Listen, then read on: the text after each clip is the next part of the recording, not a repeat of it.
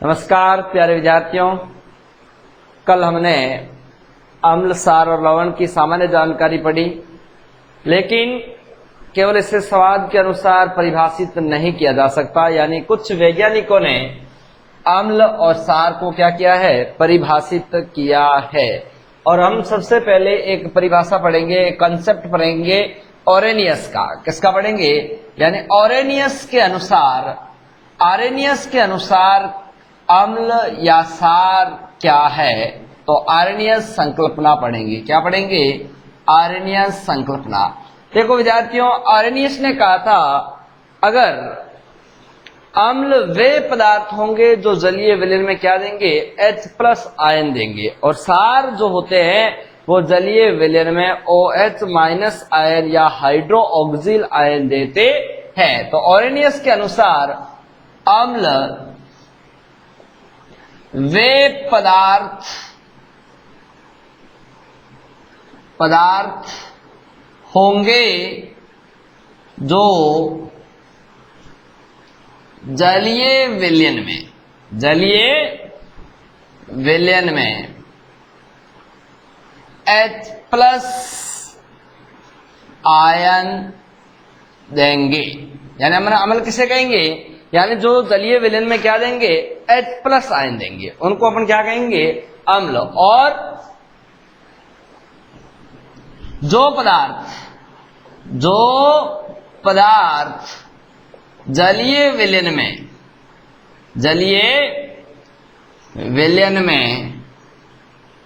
OH- ion देंगे, OH- ion देंगे,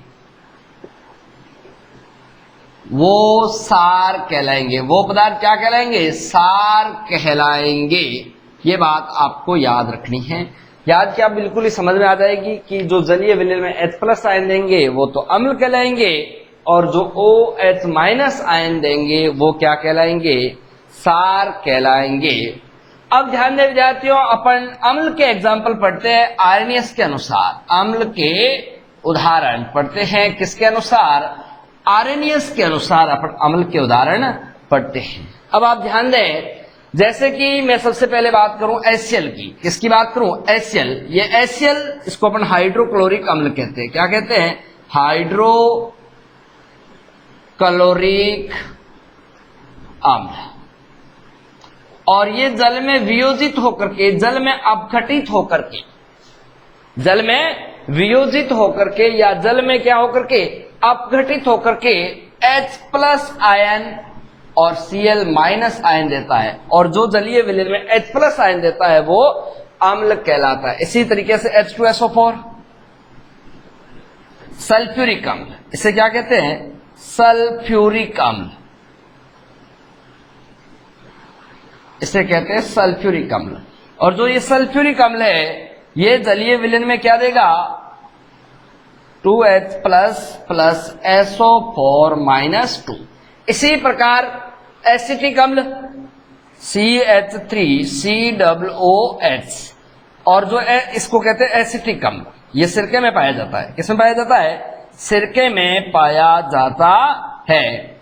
और एसिटिक अम्ल होता है, ये जलीय विलयन में क्या देगा, H+ आयन और CH3COOH-, H नहीं होगा। और एक और होता है कार्बनिक अम्ल। कौन सा? कार्बनिक अम्ल। कार्बनिक अम्ल का सूत्र होता है H2CO3। इसे कार्बनिक अम्ल कहते हैं। इसे क्या कहते हैं? कार्बनिक अम्ल कहते हैं। और ये भी जल में वियोजित होकर के, जल में टूट करके क्या देता है, H+ आयन देता है, 2H+ और +CO3-। और एक और अम्ल होता है HNO3। कौन सा? HNO3। इसे नाइट्रिक अम्ल कहते हैं। ये भी जलीय विलयन में H+ और NO3- आयन देते हैं। इसे क्या कहते हैं? नाइट्रिक अम्ल। आप सभी एग्जाम्पल देख रहे हैं कि जो सभी क्या दे रहे हैं, जलीय विलयन में H+ आयन दे रहे हैं। जलीय विलयन में क्या दे रहे हैं? H+ आयन दे रहे हैं। और जो जलीय विलयन में H+ आयन देंगे, वियोजित होकर के वो अम्ल कहलाएंगे आर्हेनियस के अनुसार। किसके अनुसार कहलाएंगे? आर्हेनियस के अनुसार अम्ल कहलाएंगे। तो ये एग्जाम्पल है आर्हेनियस के अनुसार अम्ल के। किसके हैं? अम्ल के। लेकिन विद्यार्थियों मैं आपको यहाँ एक और बात बता देता हूं, जो ये H+ आयन है, यानी जो पदार्थ अपघटित होकर के जलीय विलयन में क्या दे रहे हैं? H+ आयन दे रहे हैं। ये बहुत ही क्रियाशील होता है। अत्यधिक क्रियाशील होने के कारण ये H+ आयन क्या करता है? ये H+ आयन जल से क्रिया करके हाइड्रोनियम आयन का निर्माण कर लेता है। किसका निर्माण कर लेता है? हाइड्रोनियम आयन का निर्माण कर लेता है। मैं यहां आपको स्पष्ट कर दूं और लिखवा देता हूं। देखो विद्यार्थियों, जो H+ आयन होता है यह अत्यधिक क्रियाशील होता है। H+ आयन अत्यधिक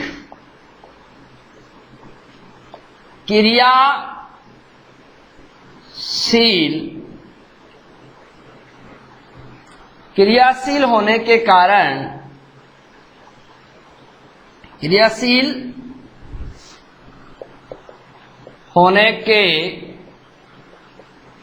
कारण ये स्वतंत्र नहीं रहता है और जल से क्रिया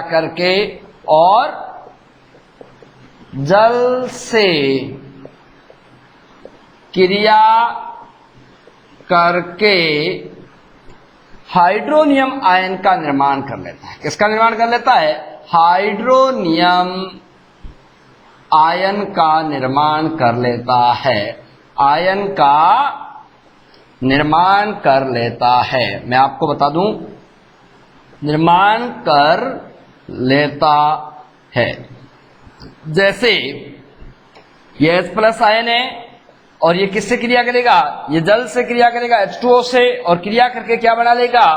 H3O, H+3O। और ये है हाइड्रोनियम आयन। ये क्या है? हाइड्रोनियम है। क्यों? ऐसा क्यों हुआ? ऐसा इसलिए हुआ कि ये जो जलीय विलयन में अपघटित होकर के अम्ल जो H+ आयन देते हैं ना, ये बहुत ही क्रियाशील होता है। बहुत ही क्या होता है? क्रियाशील होता है। और क्रियाशील होने के कारण ये जल से क्रिया करके किसका निर्माण कर लेता है? हाइड्रोनियम आयन का निर्माण कर लेता है। किसका निर्माण कर लेता है? हाइड्रोनियम आयन का निर्माण कर लेता है। बात समझ में आ गई? तो ये हमने पढ़े थे अम्ल।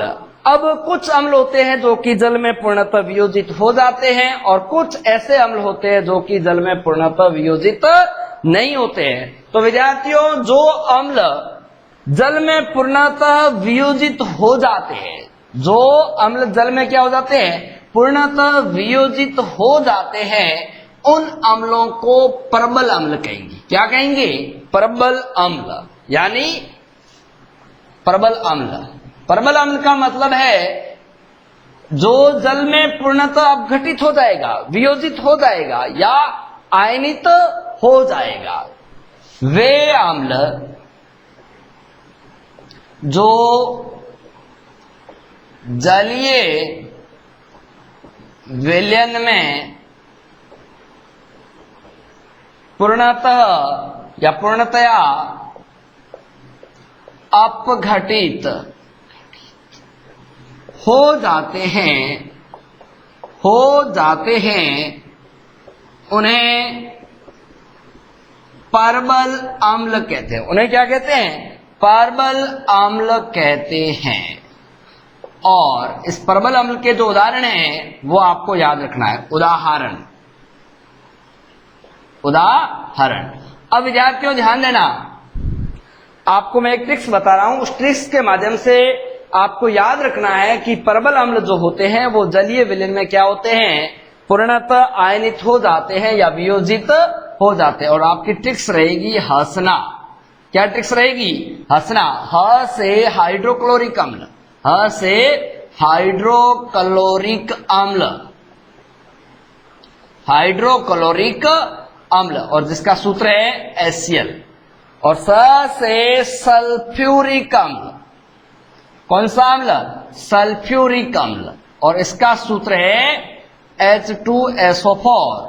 मैं बार बार लिख रहा हूं ताकि आपको याद हो जाए। और ना से नाइट्रिक अम्ल, और ये ऐसे अम्ल है जो जल में क्या हो जाते हैं, पूर्णतः आयनित हो जाते हैं। पूर्णतः जल में क्या हो जाते हैं, आयनित हो जाते हैं या विघटित हो जाते हैं, इसलिए ये प्रबल अम्ल कहलाते हैं। आपको ट्रिक्स याद रखनी है, ह स ना। ह से हाइड्रोक्लोरिक अम्ल, स से सल्फ्यूरिक अम्ल और ना से नाइट्रिक अम्ल। और अब ऐसे अम्ल होते हैं जो जल में क्या होते हैं, पूर्णतः वियोजित नहीं होते हैं या जल में अपघटित नहीं होते हैं। उन अम्लों को दुर्बल अम्ल कहते हैं। क्या कहते हैं, दुर्बल अम्ल। क्या कहते हैं, दुर्बल अम्ल। वे अम्ल जो जलीय विलयन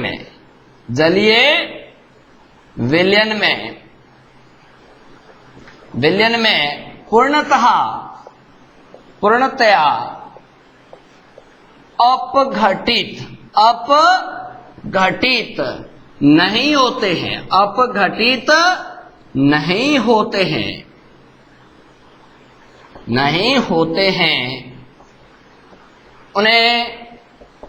उन्हें क्या कहते हैं, उन्हें दुर्बल अम्ल कहते हैं। उन्हें क्या कहते हैं, दुर्बल अम्ल कहते हैं। उन्हें क्या कहते हैं, दुर्बल अम्ल कहते हैं।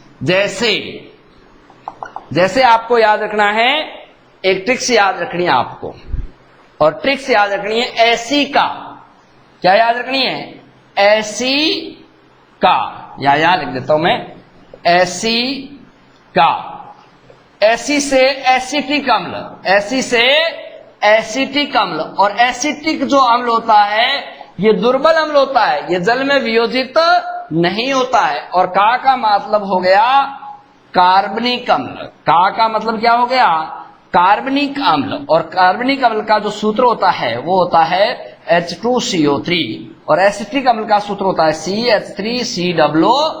याद रखना। और मैंने बार बार कह रहा हूं ये एसिटिक अम्ल है जो कि किसमें पाया जाता है, सिरके में पाया जाता है। तो ये हमने समझे प्रबल अम्ल और दुर्बल अम्ल। अब हम पढ़ेंगे आर्हेनियस के अनुसार सार के एग्जाम्पल। किसके एग्जाम्पल पढ़ेंगे, सार के। और आर्हेनियस ने क्या कहा था, आर्हेनियस ने तो कहा कि जो पदार्थ अपघटित होकर के जलीय विलयन में अपघटित होकर के OH- आयन देंगे वे सार कहलाएंगे। वे क्या कहलाएंगे, सार कहलाएंगे। और जैसे कि आप एग्जाम्पल देखिएगा, NaOH।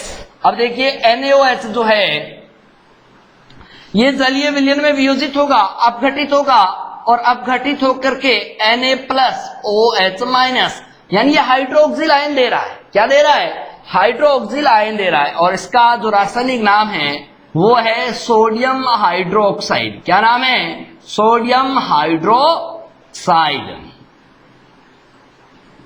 और दूसरा जैसे कि आप याद रखिए KOH, यह है पोटेशियम हाइड्रोक्साइड। यह भी जलीय विलयन में क्या दे रहा है, OH- आयन दे रहा है। इसका नाम है पोटेशियम हाइड्रोक्साइड,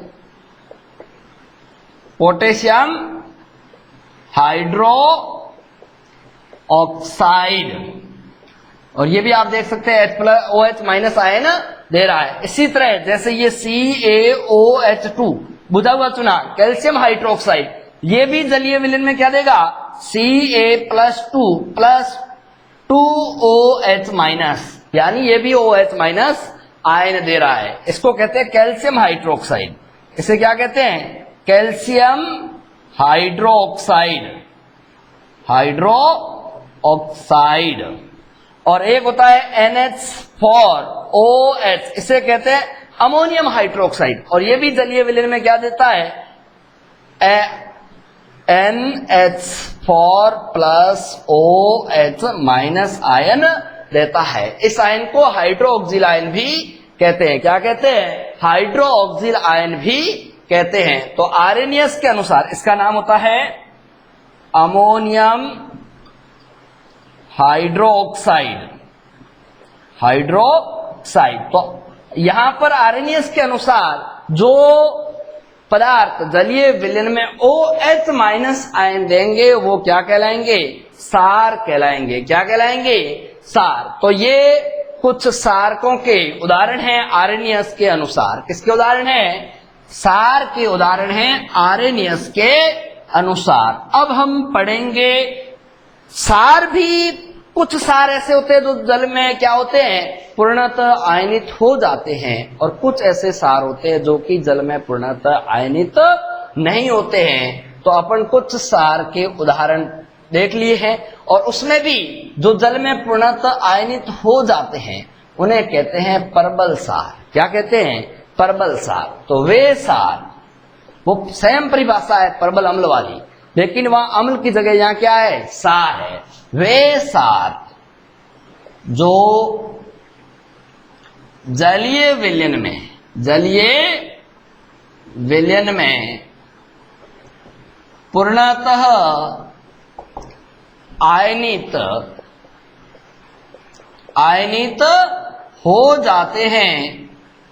हो जाते हैं उन्हें प्रबल सार कहते हैं। उन्हें क्या कहते हैं, प्रबल सार कहते हैं।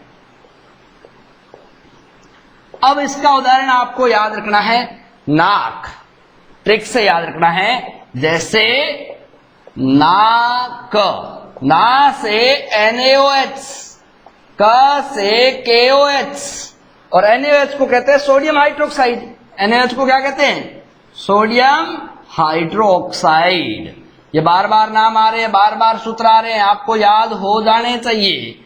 और इसको कहते हैं पोटेशियम हाइड्रोक्साइड। इसे क्या कहते हैं, पोटेशियम हाइड्रोक्साइड। और ये होते हैं प्रबल सार। क्या होते हैं, प्रबल सार। और प्रबल सार का मतलब है जो जलीय विलयन में क्या हो जाते हैं, पूर्णतः आयनित हो जाते हैं, अपघटित हो जाते हैं, या वियोजित हो जाते हैं। अब अपन पढ़ेंगे दुर्बल सार। दुर्बल सार की परिभाषा वही रहेगी जो दुर्बल सार अम्ल की थी, लेकिन वह अम्ल था और यहां क्या रहेगा, सार रहेगा। तो मतलब ये हुआ कि वे सार जो जलीय विलयन में पूर्णतः आयनित नहीं होते हैं, पूर्णतः आयनित नहीं होते हैं, वो क्या कहलाएंगे, वो कहलाएंगे दुर्बल सार। क्या कहलाएंगे, दुर्बल सार। तो वे सार जो जलीय विलयन में पूर्णतया आयनित नहीं